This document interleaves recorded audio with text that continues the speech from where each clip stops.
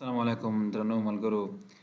زمونږ د نن ورځ درس دی د فریزینګ ډولونه یا فریز په مایکروسافټ ایکسل کې په څو ډوله مونږ کولی شو دوستانو. مونږ تېر درس کې د فریز تعریف او هغې مثال ولوسته. زه د فریزینګ درې نوعونه چې دي ډوله دي هغه څېړو دوستانو. اول فریز پینس د معلوماتو انجمادول دي. فریز ټاپ رو لومړنی رو مونږ ته فریز کوي یا دروي یا انجماد کوي، او فرست کالم لومړنی کالم مونږ ته انجمادوي یا فریز کوي دوستانو. دغه د هر یو تعریف دی. راځئ همدغه فریزینګ په عمل ډول په مایکروسافټ ایکسل شیټ کې ګورو. دا زموږ جدول دی یا ټیبل دی دوستانو مایکروسافټ ایکسل کې.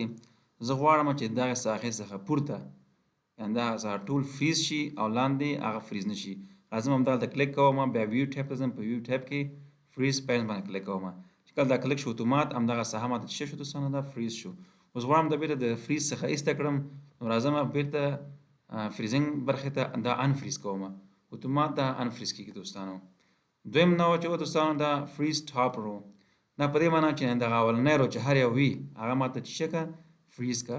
دې باندې کلیک کوم، اتومات همغه اول رو دا فریز کیږي یا انجماد کیږي دوستانو. دا بیرته انفریز کوم، بیا راځم زه غواړم چې دغه لومړی کالم دا فریز کړم.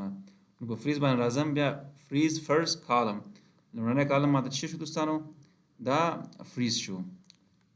اوس زه غواړم دوستانو چې پر مثال دغه مکمل ساحه دا ساحه زه فریز کړم او ورسره لاندې دغه ساحه ټوله زه فریز کړم.